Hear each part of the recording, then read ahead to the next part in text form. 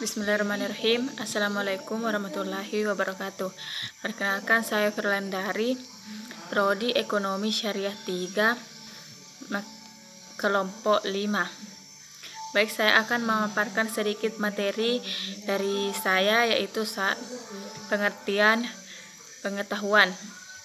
Secara etimologi, pengetahuan berasal dari kata dalam bahasa Inggris yaitu knowledge. Menurut Kamus Besar Bahasa Indonesia, pengetahuan adalah suatu yang diketahui berkaitan dengan proses pembelajaran secara garis besar. Menurut Notoa Mojo, pengetahuan merupakan hasil dan ini terjadi setelah orang melakukan penginderaan terhadap suatu objek tertentu. Dalam Kamus Filsafat dijelaskan bahwa pengetahuan adalah proses kehidupan yang diketahui manusia secara langsung dari kesadarannya sendiri. Berdasarkan uraian-uraian dapat kita definisikan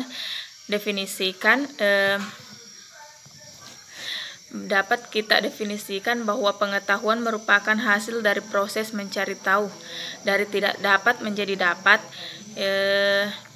Kriteria kebenaran yang didasarkan pada beberapa teori antara lain: 1. Teori koherensi atau theory of coherence. Berdasarkan teori ini, suatu pengetahuan dianggap berat apabila pengetahuan tersebut koheren dan pengetahuan yang ada sebelumnya dan sudah dibukukan kebenarannya. 2. Teori korespondensi atau theory of correspondence. Berdasarkan teori ini, suatu pengetahuan tersebut mempunyai hubungan dengan suatu kenyataan yang memang benar. 3. Teori pragmatis atau theory of pragmatisme. Menurut teori ini, pengetahuan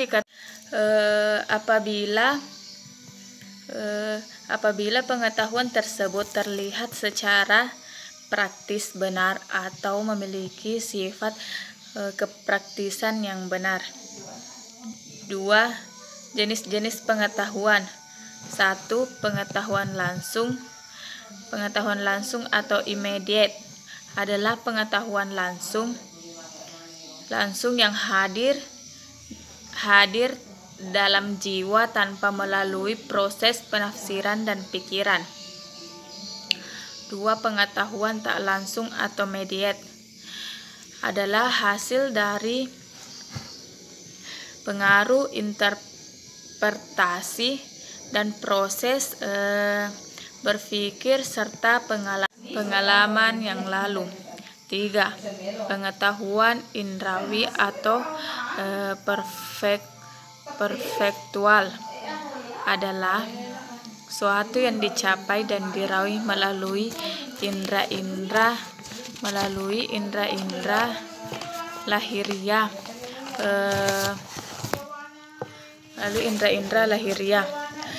4. Pengetahuan konseptual atau konseptual. Pengetahuan konseptual juga tidak berpisah dari pengetahuan indrawi. 5. Pengetahuan partikular atau partikular. Pengetahuan partikular berkaitan dengan satu individu, objek-objek tertentu atau realitas khusus. 6. Pengetahuan universal.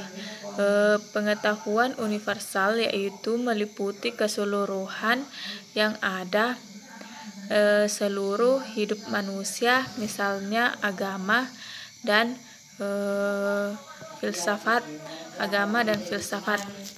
Sedangkan Baharuddin Salam mengemukakan bahwa pengetahuan yang dimiliki manusia ada 4, yaitu 1. Pengetahuan biasa.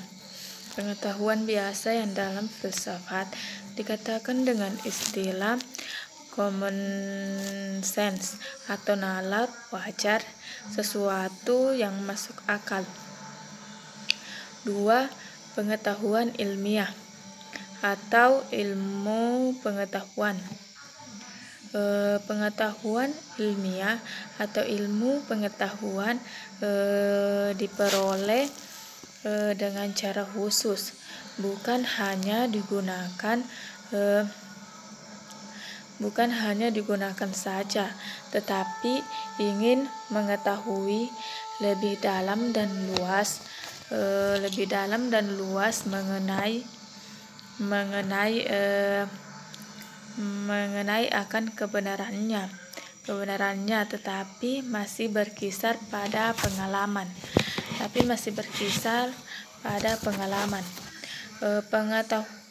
Pengetahuan filsafat. Pengetahuan yang diperoleh dari pemikiran yang kontemplatif dan spekulatif. 4. Pengetahuan agama. Pengetahuan agama yang hanya diperoleh dari Tuhan lewat utusannya. Pengetahuan agama bersifat mutlak, absolut, dan wajib diyakini